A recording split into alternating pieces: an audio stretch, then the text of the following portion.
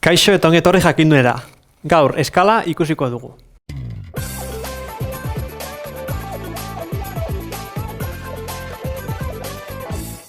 Ariketa egin baino lehen eskala zer den azalduko dugu. Beraz, esan genezake bi eskala desberdin daudela, ez? Lehendabizi esan eskala nola adierazten den. Eskala hurrengo moduan adierazten da. Adibidez, hemen 1, 30 jarriko bagenu, izango txateke, hau izango txateke, adibidez, planoan, mapan, marrazkian, eta hau izango txateke bizitza errealean.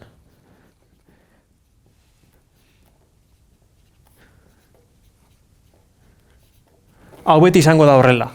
Beti eskala adierazten dugunean, lehen zenbakia marrazkian mapan edo izango da, eta bigarren zenbakia bizitza errealean.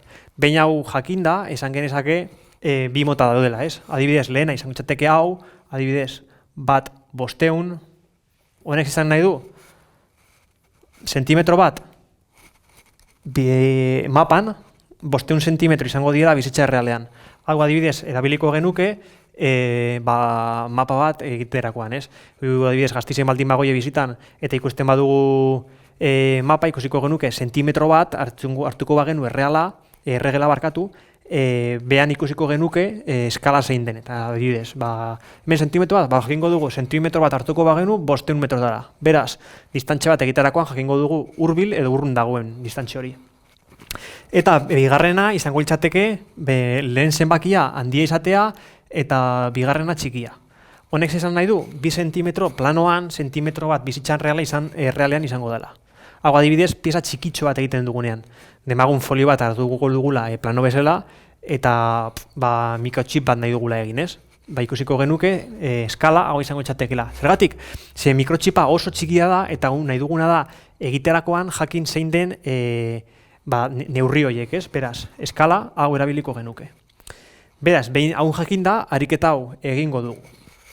Hemen ikusten dugunez, hemen marrazkia benetako neurria eta hemen eskala dugu, esango dizuet, hau, esan dakoa, lehen zenbakia dela hau dela bigarren zenbakia,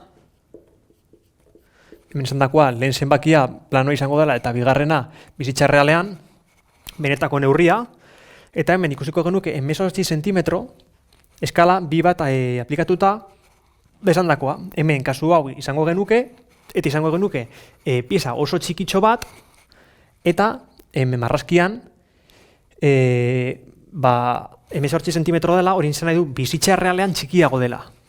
Beraz, txikiago denez, 18 zati bi aplikatuta, ikusiko genuke hemen 9 zentimetro dela bizitza errealean. Zergatik, esan dakoa, txikiago denez, hau, marrazkian handiago jarriko dugu, baina bizitza errealean txikiago izango da.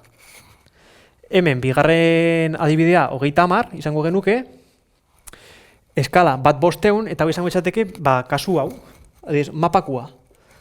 Beaz, demagun, 30 milimetro hartuko genituzkela erregalarekin, 3 zentimetro, hau berdin 3 zentimetro, dakizionez, 3 zentimetro, eta ikusiko genuke bizitza errealean, izango itxatekela 500 milimetro. Beraz, kasu honetan zer bar dugu, 30 bider 500 jakiteko.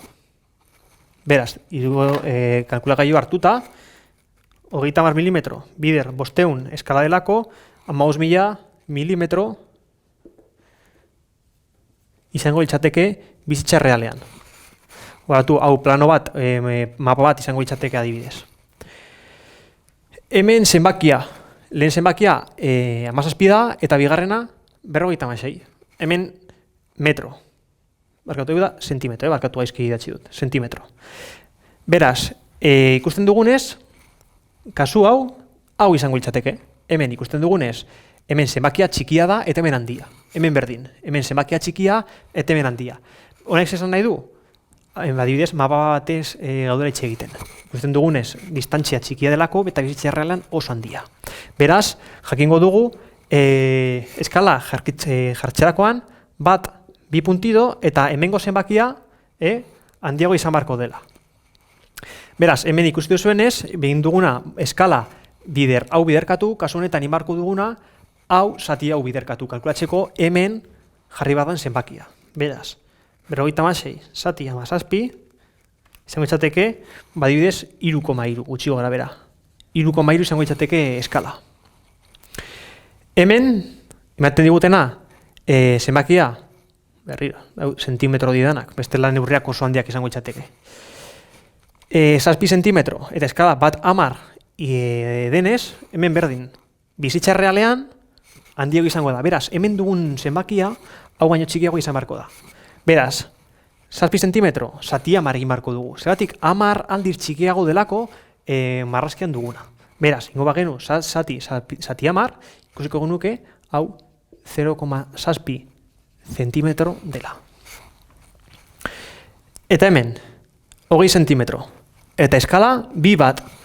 Beraz, hemen lehen kasuan gaude. Demagun, pieza oso txikitxo bat dugula, eta planoa egiterakoan, eskala aplikatu beharko dugu. Beraz, hemen dagoen zenbakia, hau baino handiago izan beharko da. Beraz, 2 zati 20 egingo bagenu, kalkulatuko genuke, hemengo zenbakia. Beraz, 2 zati 20 egiten bat dugu, ikusiko dugu, 40 sentimetro dela lehen zenbakia. Beraz, hauek hobetu ulertzeko, adiketa batzuk utziko izkizuet behan, eta hau izan da dana. Mi esker ikustegatik, eta goratu, sare sozialetan eta web orrian jarraitu jakindun.